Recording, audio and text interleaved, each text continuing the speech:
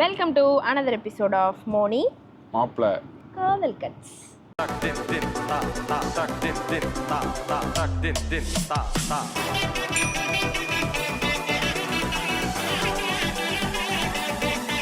வழக்கம் போல ஒரு புலம்பல் சொல்ல முடியாது, சும்மா ஜென்ரலா பேசிட்டு இருந்தேன். இவங்க நான் பேசினாலே புலம்பலும்பாங்க, அதனால நான் இல்ல பாவா, கமெண்ட்ஸ்ல தான் சொல்றாங்க. இல்ல எல்லாரும் இவளே சொல்லுவா, ஐயோ புலம்ப ஆரம்பிச்சிட்டான்டா அப்படின்ட்டு.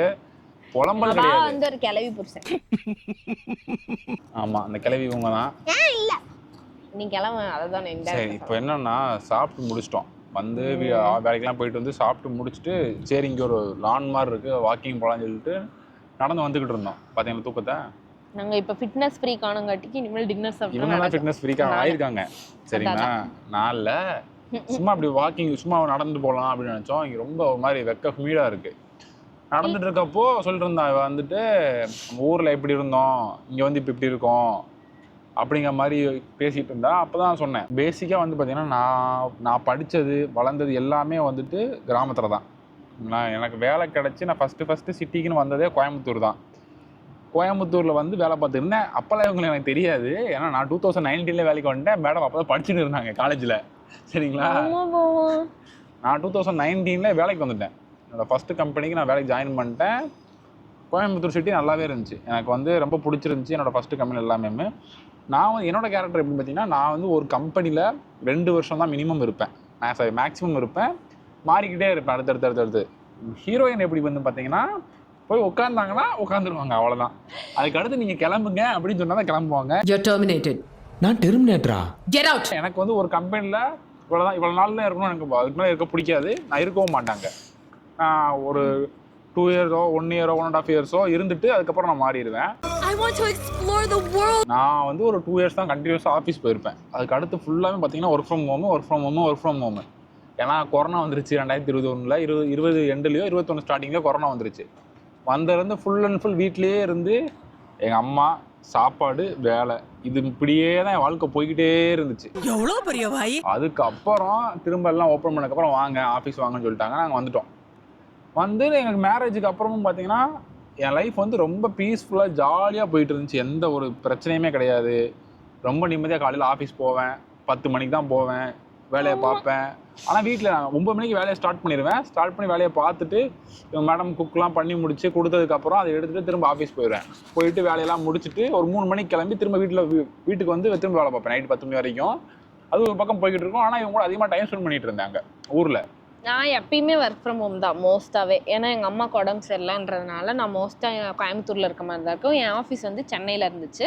ஸோ நான் 1 வீக் தான் அங்கே இருப்பேன் மோஸ்ட்டாகவே. சரி, அம்மா ஏதாவது முடியலன்னு சொல்லிட்டாங்கன்னா இமீடியட்டாக வந்துடுவேன். அவங்க தனியாக விட்டுட்டு இருக்க மாட்டேன். அதனாலேயே நான் மோஸ்ட்டாக வந்துட்டு ஒர்க் ஃப்ரம் ஹோம்லேயே இருந்தேன். சரி, கல்யாணத்துக்கு அப்புறம் ஃபுல் ஸ்ட்ரெச்சாகவே ஒர்க் ஃப்ரம் ஹோம் எடுத்துட்டேன். ஆமாம், அப்போல்லாம் வந்து ரொம்ப நேரம் வீட்டில் இருக்க மாதிரி இருக்கும். வீட்டில் மட்டும்தான் இப்போ நான்லாம் எப்படின்னா 7 மணிக்கு தான் எந்திரிப்பேன். அப்பயே சில டைம்ஸ் எந்திரிக்க முடியாத பட்சத்தில் பாவனி ஆஃபீஸ் போகாத அப்படின்னு சொல்லி ஏதாவது ஒரு குட்டை குழப்பி அவரை வந்து ஒர்க் ஃப்ரம் ஹோம் போட வச்சிருவேன். என்ன டெக்னிக்கல் அடிக்கிறாங்க. அப்படி வந்து இருந்துட்டு இப்போ நான் அவர் அதிகமாக பார்க்குறதே ஒரு சேர்ந்த மாதிரி ஒரு 3 ஹவர் தான் ஒரு நாளைக்கு நான் பார்க்குறேன். அதுலேயும் பெருசாக பேசிக்க முடியாது. அந்த மாதிரி இருக்கிறதுனால ரொம்ப கஷ்டமாக இருக்கு. வீதங்க இருக்கு. நீங்கள் கேட்கலாம், நீங்கள் ஏன் வந்துட்டு அங்கே அவ்வளோ ஜாலியாக இருந்து இங்கே வந்தீங்க அப்படின்னு சொல்லிட்டு. என்னன்னா லைஃப்பில் நீங்கள் ஒரு கம்ஃபர்ட் ஜோன்லேயே இருந்திருப்பீங்க. ஓகேங்களா, நான் வந்து ஒர்க் ஃப்ரம் ஹோம்லேயே இருந்துட்டேன். கம்பெனி மாறி என்னோடய ஸ்கில் அப்டேட் பண்ணிகிட்டே இருந்தாலும் நெக்ஸ்ட் லெவலில் நம்ம என்ன பண்ண போகிறோம் அப்படிங்கிற ஒரு டெசிஷன் எடுக்க வேண்டிய நிலைமை வந்துருச்சு. ஏன்னா மேரேஜ் ஆனதுக்கப்புறம் நிறையா பேர், நான் வந்து மேரேஜ் பண்ணுறதுக்கு முன்னாடியே வந்துட்டு மேரேஜ் ஆனவங்க நிறைய பேசியிருக்கேன்.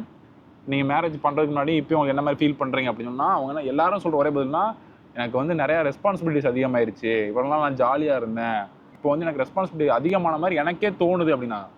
ஏன்னா கல்யாணம் கிட்ட வர கல்யாணம் முடிஞ்சதுக்கப்புறம் எனக்கு அந்த ஒரு ஃபீல் வர ஆரம்பிச்சிச்சு. ஓகே, நம்மளை நம்பி ஒருத்தவங்க இருக்காங்க, இவங்களுக்காக நம்ம ஏதாவது ஒன்று நல்லபடியாக பண்ணணும், 2 பேரும் சேர்ந்து சந்தோஷமாக வாழணும் அப்படின்னா நம்ம கம்ஃபர்ட் ஜோனை விட்டு வெளியே வந்து நம்ம இனிஷியல் ஸ்டேஜ்லேயே, இப்போ நானும் இவங்களும் வந்து சின்ன வயசுலேயே ஒரு ஸ்ட்ரகிள் பண்ணி ஒரு நல்ல பிளேஸில் வந்து செட்டில் ஆகணும்.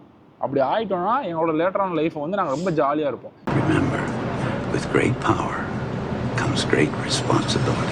இப்போவுமே வந்துட்டு நாங்கள் ஜாலியாகவே இல்லை, என் லைஃபையே ஸ்பாயில் பண்ணிட்டேன் அப்படிங்கிறதெல்லாம் கிடையாது. இப்போ இனிஷியலாக நான் வந்து இங்கே இப்போ தான் புதுசாக வந்திருக்கேன். இங்கே வந்து ஒரு பேஸ் செட் பண்ணணும். இங்கே கம்பெனிஸ் எப்படி இருக்குது, நம்ம என்ன புதுசாக லேர்ன் பண்ணணும், என்ன பண்ணலாம், இங்கே க்ரோ ஆகிறதுக்கு என்னென்ன ஆப்ஷன்ஸ் இருக்குது அப்படிங்கிறதெல்லாம் அனலைஸ் பண்ணிட்டு இவங்களும் ஒரு ஆஃபீஸ் போய் செட் ஆகிட்டாங்க அப்படின்னா எங்களோட லைஃப் வந்து பேக் டு நார்மல் வந்துடும். அது வர்ற வரைக்கும் கொஞ்சம் ஸ்ட்ரகிளிங்காக தான் இருக்கும். ஏன்னா நான் காலையில் இவங்களுக்கு ரொம்ப ஏர்லியாக எழுந்திரிச்சு எல்லாருக்கும் குக் பண்ணி எனக்காக ஸ்பெசிஃபிக்காக குக் பண்ணி, ஏன்னா நான் தான் சீக்கிரம் போகிறேன், என் கூட இந்து அக்காவும் கூட சீக்கிரமே கிளம்பிடுவாங்க. 2 பேருக்கும் குக் பண்ணி அந்த அக்காவும் காலையில் எழுந்துச்சு குக் பண்ணி ரொம்ப ஸ்ட்ரகிள் பண்ணுற மாதிரி இருக்குது. இனிஷியல் ஸ்டேஜில் இந்த ஸ்ட்ரகிளை கொஞ்சம் நம்ம ஓவர் கம் பண்ணி வந்துட்டோம், வந்து நாங்கள் அடுத்த ஆஃபீஸ் போக ஆரம்பிச்சிட்டோம் அப்படின்னா எல்லாருக்கும் லைஃப் அப்படியே பேக் டு நார்மல் ஆயிரும். நாங்களும் 9 to 5 ஆஃபீஸ் போயிட்டு வந்துட்டு நார்மல் லைஃபாக வாழ்ந்துக்கிட்டு இருப்போம். ஆனால் இந்தியாவில் நாங்கள் இருந்து வந்து பார்த்தீங்கன்னா கோயம்புத்தூரில் நான் இருப்பேன், வாரத்துக்கு ரெண்டு வாரத்துக்கு கூட நான் ஊருக்கு போயிடுவேன். ஜாலியா இருக்கும். கார் எடுத்துட்டு கிளம்பிடுவோம், பாட்டை போட்டுட்டு போயிட்டு இங்கதான் பக்கத்து தெரு மாதிரி போயிட்டு வந்துட்டு இருப்போம் சிவகாசி. நான் வந்து 9 பாவா எப்ப போறோம், சிவகாசி போறோம் 9 கேட்டுக்கிட்டே இருப்பேன். சிவகாசி போறப்போ மதுரைக்குள்ள ஒரு என்ட்ரி சாப்பாடு, ஆமா ஊர்ல போய் சாப்பாடு, ரிட்டர்ன் வர்றப்ப மதுரைக்குள்ள ஒரு என்ட்ரி சாப்பாடு, ஜிகர்தண்டா, எப்ப பார்த்தாலும் சோறு எல்லாம் திரும்ப ரிட்டர்ன் வருவோம். இந்த மாதிரி இப்படி ஜாலியா சுத்திக்கிட்டே இருந்தோம். ஒரு லெவலுக்கு ஒரு லைஃப்ல ஓகே நம்ம இப்படி சுத்திக்கிட்டே இருக்கோம், நமக்கு அடுத்த லைஃப்ல நம்ம என்ன பண்ண போறோம் அப்படிங்கிற யோசிக்கிறப்போ வந்துட்டு ஒரு பயம் வரும். நிறைய பேருக்கு அது புரியுதான்னு தெரியல. எனக்கு பர்சனலாக அந்த பயம் வந்துச்சு. கல்யாணம் முடிச்சதுக்கு அப்புறம் வந்துட்டு நம்ம என்ன பண்ண போறோம், இவங்களை எப்படி காப்பாற்ற போறோம், நம்ம ஒரு 10 இயர்ஸ்லயோ ஒரு 12 இயர்ஸ்லயோ ஒரு 15 இயர்ஸ்லயோ. ஏன்னா ஐடியோட லைஃப் ஸ்பேன் பார்த்தீங்கன்னா ஒரு 10 to 15 இயர்ஸ் வரைக்கும் தான் நீங்கள் எல்லாம் கண்டினியூஸாக லேர்ன் பண்ணிட்டே இருந்தாலே அதுக்குள்ளே இருக்க முடியும். அப்படி இல்லாட்டி ரொம்ப கஷ்டம் இதுக்குள்ளே நீங்கள் ஸ்டேபிளாக இருக்கிறதுக்கு. அதனால் சரி ஓகே நம்ம முடிஞ்ச அளவுக்கு கொஞ்சம் நல்லா ஏர்ன் பண்ணி நான் இப்போ வெளியே இங்கே வந்ததுக்கே கொஞ்சம் நிறைய எக்ஸ்ப்ளோர் பண்ணுங்கிறதுக்காக தான். ஏன்னா நான் வந்து கோயம்புத்தூர் ஒர்க் ஃப்ரம் ஹோம்னே இருந்துட்டேன். இப்போ நான் இங்கே வந்து இங்கேருந்து எக்ஸ்ப்ளோர் பண்ணி ஓகே வேறு என்ன ஆப்ஷன்ஸ் இருக்குது, நிறைய பேரை தெரிஞ்சுக்கலாம், நிறையா கல்ச்சர்ஸ் தெரிஞ்சுக்கலாம். நான் இங்கே வந்ததுக்கப்புறம் நிறைய விஷயங்கள் கற்றுக்கிட்டேன் இந்தியாவில் இருக்கிறத விட. ஏன்னா இந்தியாவில் நாங்கள் ஒரு பேஸ் ஒர்க் பண்ணுவோம், எங்களோட கிளைண்ட்ஸ் வேற எங்கேயோ இருப்பாங்க. ஆனால் இங்கே நான் கிளைண்ட் கூட தான் ஒர்க்கே பண்ணிட்டு இருக்கோம். இங்கே ஆக்சுவலாக கிரவுண்ட் ஒர்க் என்ன நடக்குதுங்கிறது எங்களுக்கு விஷயமா நல்லா புரியுது, நிறைய விஷயங்கள் தெரிஞ்சுது. நான் வந்து ஓகே நம்ம எடுத்த டிசிஷன் வந்து கரெக்டு தான், நம்ம அங்கேருந்து இங்கே வந்து கஷ்டப்பட்டாலும் நமக்கு அதுக்கு அடுத்து இங்கேருந்து நம்மளால் ஒரு க்ரோத் பண்ணி கொண்டு போக முடியும் அப்படிங்கிற ஒரு நம்பிக்கை இருக்குது எனக்கு. ஸோ இந்த பிளானை வச்சு இங்கேருந்து லேர்ன் பண்ணி இந்த மேடம் அப்படியே அலேக்கா தூக்கிடுவேன் கொஞ்ச நாள்ல. இப்ப நான் குண்டா இருக்கேன் தூக்க முடியல. இல்ல நான் உட்காந்துருக்கேன், எந்திரிச்சதுக்கு அப்புறம் தூக்குறேன்னு சொல்ல வந்தேன். தூக்கி நான் இவங்களும் என்னை இருக்கிறதுலே எனக்கு அதிகமா சப்போர்ட் பண்றதுன்னு பாத்தீங்கன்னா இவங்க தான். ஏன்னா நிறைய விஷயங்கள்ல சாப்பாடுல இருந்து ஃபர்ஸ்ட் விஷயம் எனக்கு நான் மேரேஜ் ஆகி 3 monthsல வந்து நான் இங்க வந்து போகணும்னு நான் வந்து முடிவு பண்ணி வந்தேன். அப்படி வர்றப்போ நான் என்னோட வேலையை அங்கே ரிசைன் பண்ண வேண்டிய சுச்சுவேஷன் இருந்துச்சு. யாராக இருந்தாலுமே ரீசெண்டாக மேரேஜ் ஆயிருந்துச்சு அப்படின்னா நீ உன் வேலையை விட்டு போ அப்படின்னு சப்போர்ட் பண்ண மாட்டாங்க. ஃபஸ்ட்டு சப்போர்ட் போ, உனக்கு என்ன பிடிக்கோ ட்ரை பண்ணு, இந்த வயசில் ட்ரை பண்ணான்ட்டு என்ன பண்ணலாம் அப்படிங்கிற ஒரு பெரிய ஒரு நம்பிக்கையை வந்து இவங்க தான் கொடுத்தாங்க.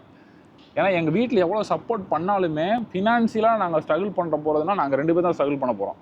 எங்கள் வீட்லேயே ஹோப் கொடுத்தாங்க, நீங்கள் போய் ட்ரை பண்ணு பார்த்துக்கலாம்.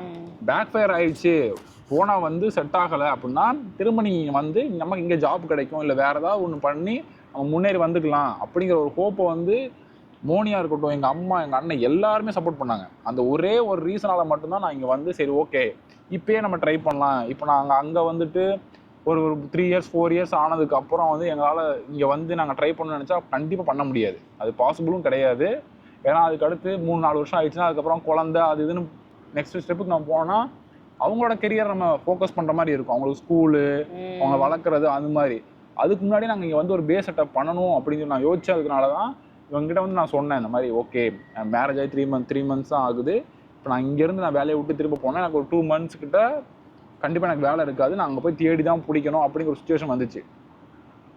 அப்போ வந்துட்டு இது ஏன்னா இது என்ன மட்டும் சார்ந்திருக்காது. இப்போ இவங்களுக்கு வரும், இவங்க வந்து ஆன்டிக் பதில் சொல்லணும், என்ன மாப்பிள்ளை இப்படி வேலையை விட்டுட்டு போகிறாரு அப்படிங்கிற எல்லா விஷயங்களும் வரும். ஸோ எல்லாருக்குமே வந்து ஒரு பதில் சொல்ல பரவாயில்ல, உனக்கு என்ன பிடிச்சிருக்கோ அதை நீங்கள் பண்ணு அப்படிங்கிற ஒரு விஷயத்தை சப்போர்ட் பண்ணி அனுப்பிச்சி விட்டாங்க. நானும் வந்தேன்.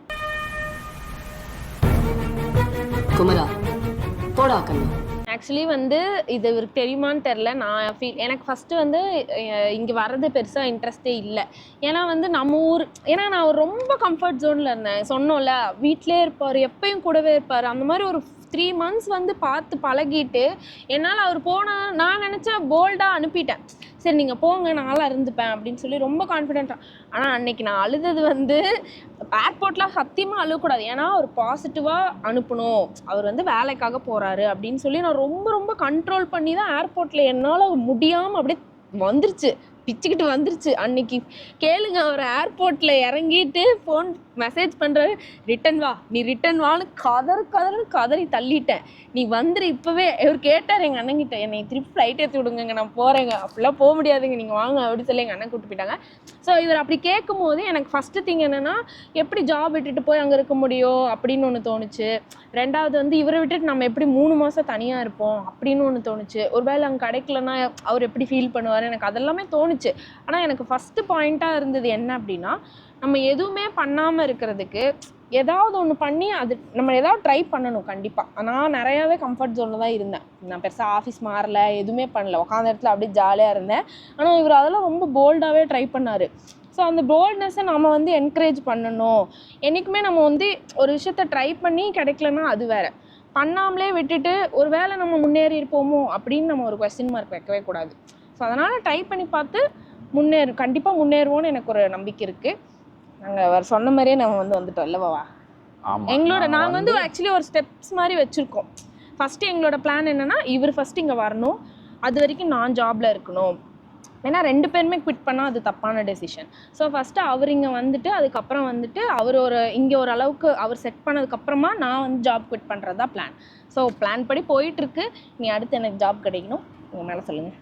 ஆமாம், இவருக்கு வந்து ஃபஸ்ட் லெவலில் அடுத்து ஜாப் கிடைக்கும் ப்ரிப்பேர் பண்ணிட்டு தான் இருக்காங்க. அதுக்கு அடுத்து எல்லாமே கிடைக்கும். இங்கே கொஞ்சம் ஜாப் கிடைக்கிறது ரொம்ப டஃப்பாக இருக்குது இந்த மார்க்கெட்டு. ஆனால் ஒன்ஸ் இங்கே நீங்கள் கிளிக் ஆயிடுச்சு அப்படின்னா ஒன்றும் பிரச்சனை இல்லை. நீ தம்பி, மொதல் ஸ்டெப்பு தான் கஷ்டம், மற்றதெல்லாம் கொஞ்சம் ஈஸியாக தான் இருக்குது. எப்படின்னா விட்டுறாதீங்க, பிடிச்சி வந்துடுங்க. அதுக்கு அடுத்து நாங்கள் மெயினாக இங்கே வர்றப்போ நான் பர்சனலாக பார்த்தீங்கன்னா எந்த ஒரு டெசிஷன் எடுக்கிறதுக்கு முன்னாடியுமே வந்துட்டு மோனிக்கிட்ட ஃபஸ்ட்டு டிஸ்கஸ் பண்ணுவேன், இந்த மாதிரி பண்ணலாம் அப்படின்னு சொல்லிட்டு. அதுக்கப்புறம் எங்களுக்குள்ளே இப்போ அந்த எக்ஸ்பீரியன்ஸ் இல்லை அப்படின்னா நான் ஃபஸ்ட்டு போகிற ஒரு ஆள் எங்கள் அண்ணன்ட்ட போவேன். நேரம் என்ன பிரச்சனையாக இருந்தாலும் சரி, என்ன ஒரு விஷயமா இருந்தாலும் சரி, நான் போன உடனே நான் அந்த விஷயத்தை சுற்றி ஒரு 10 விஷயங்கள் யோசிப்பேன். ஆனால் எங்கள் அண்ணன் நான் அந்த விஷயத்தை சுற்றி 100 விஷயங்கள் யோசிப்பாங்க. ஓகே இப்போ இது பண்ணலாம் அப்படின்னா இப்போ இந்த பாசிட்டிவ் கேசஸ்லாம் வரும், இந்த நெகட்டிவ் கேசஸ்லாம் வரும். இப்போ பாசிட்டிவ் கேசஸ் பிரச்சனை இல்லை, நெகட்டிவாக வந்துச்சு அப்படின்னா நீ இதெல்லாம் பேக்கப் பிளான் பண்ணிக்கணும், இப்படிலாம் இருந்தாச்சுன்னா நீ தப்பிச்சிடலாம். இது இருந்துச்சு, இப்போ உனக்கு சப்போஸ் அங்கே வேலை கிடைக்கல அப்படின்னா நீ இங்கே வந்த அப்படின்னா நம்ம இங்கே தேடி ப்ரிப்பேர் பண்ணி கிடச்சிக்கலாம். அது வரைக்கும் இங்கே மோனி ஜாபில் இருப்பாங்க, அவங்ககிட்டே எங்கள் கையில் சேலரி இருக்குது. இந்த விஷயத்தில் அவங்க சொன்னது என்னென்னா, இப்போ வந்துட்டு இப்போ உன்னோட ஒய்ஃபுக்கு வந்து சேலரி மோனிக்கு வேலை இருக்கிறப்போ வந்து பார்த்தீங்கன்னா எனக்கு ரொம்ப ரொம்ப தைரியமாக இருந்துச்சு. ஓகே எனக்கு வேலை போனாலும் பரவாயில்ல, என் ஒய்ஃப்கிட்ட சேலரி இருக்குது, ஒன்றும் பிரச்சனை இல்லை, அவங்க குடும்பத்தை பார்த்துக்குவாங்க, நான் அவங்க சேலரியில் ஒரு 3 மாதம் நல்லா சந்தோஷமாக ஜாலியாக சாப்பிட்டுட்டு நான் பாட்டுக்கு வேலை தேடிக்கிட்டு இருப்பேன் அப்படிங்கிற ஒரு மைண்ட் செட்டுக்கு கான்ஃபிடன்ட் கொடுத்ததே வந்து மோனியோட சேலரி. அதை எனக்கு புரிய வச்சதே வந்துட்டு எங்கள் அண்ணன். ஏன் பயப்படுறேன், ஒய்ஃபு சம்பாதிக்கிறாங்க, அவங்க ஒரு 3 மாதம் சப்போர்ட் பண்ண போகிறாங்க, நீங்கள் பாட்டுக்கு ஜாலியாக இருங்க, போய் தேடு. இந்த வயசில் நீ ஜாப்பை தேடி வெளியே போய் சம்பாதிக்காமல் நீங்கள் என்ன பண்ண போகிற, போய் தேடுங்க, எக்ஸ்ப்ளோர் பண்ணு, நிறையா கண்ட்ரிஸ் போ, அங்கே போய் பாரு, அங்கே எப்படி இருக்குன்னு தெரிஞ்சுக்கோ அப்படிங்கிற ஒரு விஷயமா எடுத்து வச்சு எனக்கு பெரிய லெவலில் புஷ் பண்ணதே வந்துட்டு மோனியும் எங்கள் அண்ணனும் மட்டும்தான். அதுக்கடுத்து எங்கள் அம்மா வந்து போகவே வேணாம், அவ்வளோதான், நீ என்னை தாண்டி தான் நீ இங்கேருந்து போகணும் அப்படிங்கிற லெவலில் ரொம்ப பிரச்சனை பண்ணாங்க.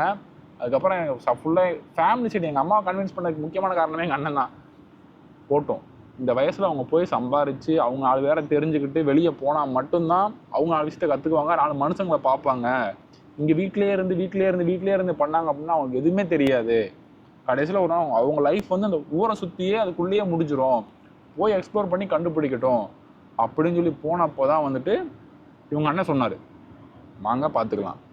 வந்து பார்த்துட்டு அவர் தான் எனக்கு இங்கே ஸ்டே பண்ணுறதுலேருந்து எல்லாமே அரேஞ்ச் பண்ணி கொடுத்தாரு. ஆக்சுவலாக அவர் எனக்கு வந்து பெரிய மாரல் சப்போர்ட்டாக இங்கே இருந்து வந்து அவர் தான். அவர் வந்து ஓகே நீங்கள் தேடுங்க. ஆனால் அவர் என்ன சொன்னார்னா, எனக்கு உங்கள் ஃபீல்டில் யாரையுமே தெரியாது, நான் உங்களால் ரெஃபர் பண்ண முடியாது, எதுவுமே பண்ண முடியாது, நீங்கள் வந்து தேடுங்க கிடைக்கும் அப்படிங்கிற ஒரு ஹோப் மூடு கொடுத்தா, நீங்கள் வந்து ஸ்டே பண்ணுறதுக்கு அதுக்கு எல்லாமே நான் அரேஞ்ச் பண்ணி சப்போர்ட் பண்ணி தரேன் அப்படின்னு ஒன்று. சரி ஓகே அப்படின்னு சொல்லி இங்கே வந்து ஜாப் அப்ளை பண்ணி ஒன்றா அப்ளை பண்ணி எந்த இன்டர்வியூ காலும் வரல. எனக்கு ஒரே ஒரு இன்டர்வியூ கால் தான் வந்துச்சு கடைசியாக நான் ஊருக்கு போகிறப்போ. அதை கிளியர் பண்ணேன். அப்புறம் எனக்கு இங்கே ஜாப் கிடச்சிருச்சு. அப்புறம் மோனி நீங்கள் பேப்பர் போட வேண்டிய நேரம் வந்துருச்சு அப்படின்னு சொல்லிட்டு அவங்க வேலையை ரிசைன் பண்ணிவிட்டு நாங்கள் அப்படியே அங்கேருந்து டேக் அவுட்டு இங்கே வந்து இப்போ இங்கே பார்த்தீங்கன்னா ஒரு ஒரு இது என்னன்னு சொல்ல முடியலையே, இது வேற திரும்ப மாட்டேங்குது. வாக்கிங் போகிற நேரத்தில் இங்கே அங்கன்னு சுற்றிக்கிட்டு உட்காந்து வெட்டி கதை அடிச்சுக்கிட்டு இருக்கோம். அங்கே அப்படி இருந்தோம், இங்கே இப்படி இருக்கோம் அப்படிங்கிற மாதிரி. ஸோ நாங்க சொல்ல வர்றது என்னவென்றால், மெயினாக சொல்ல வர்றது என்னன்னா, நீங்கள் ஒரு கம்ஃபர்ட் ஜோனுக்குள்ள போயிட்டு லாக் ஆகிட்டீங்க அப்படின்னா, சரி அது ஒரு சர்டன் ஏஜுக்கு அப்புறம்னா கூட ஒன்றும் பிரச்சனை இல்லை. உங்களுக்கு கிட்ஸ் எல்லாம் வந்துட்டாங்க, அவங்களோட ஸ்கூலு எல்லாமே உங்களுக்கு சுற்றி வந்துருச்சு அப்படின்னா ஓகே, நீங்கள் வந்து ரிஸ்க் எடுக்க முடியாது. நிறைய ஃபேக்ட்ஸ் சிச்சுவேஷன் ஆயிரும். ஆமாம், நிறைய ஃபேக்ட்ஸ் நீங்கள் யோசிக்க வேண்டியது இருக்கும். யங் ஏஜில் இருக்கீங்க அப்படின்னா கண்டிப்பாக வெளியே வாங்க, நிறைய கான்டாக்ட்ஸ் பிடிக்க ட்ரை பண்ணுங்க. எனக்கு ஹெல்ப் பண்ணுறதுக்கு இவங்க அண்ணன் இருந்தார், எனக்கு கைட் பண்ணுறதுக்கு எங்கள் அண்ணன் மோனி இவங்க எல்லாருமே இருந்தாங்க சப்போர்ட் பண்ணுறதுக்கு. அதனால் நான் இவ்வளோ தூரம் ஈஸியாக வந்துட்டேன். உங்களுக்கு இந்த மாதிரி யாராவது இருந்தாங்கன்னா பார்த்தீங்கன்னா கேமரா கூட அப்படியே சாய்து திருப்புன்னு இவன் போடுற அருவையை தாங்க முடியாமல் அதுவே ஒரு பக்கம் தலை தொங்கின்னு இருக்கு. என்ன தொங்கிருச்சு?